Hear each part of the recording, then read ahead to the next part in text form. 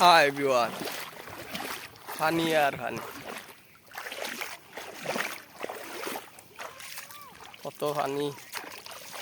পানির মাঝে আইলাম সকালেই বেলা মাছ ধরার দেখলগে, দেখা যাক কিরকম মাছ মিলে আজকে।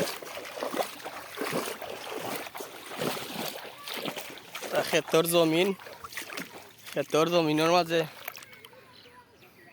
দেখো এই অবস্থা, চারিদিকে খালি পানি আর পানি, পানি আর পানি।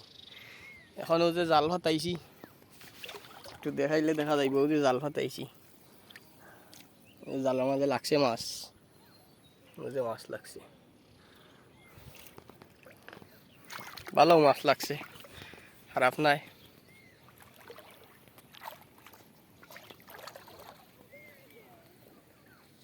ও যে জাল, জালের মাঝে মাছ লাগছে ভালো।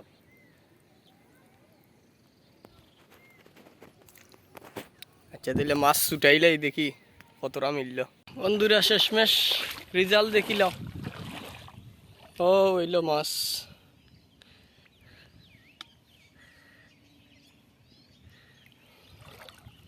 ছোট মাছ, ছোট মোটো জাল আছিল, এর জন্য ছোট মাছ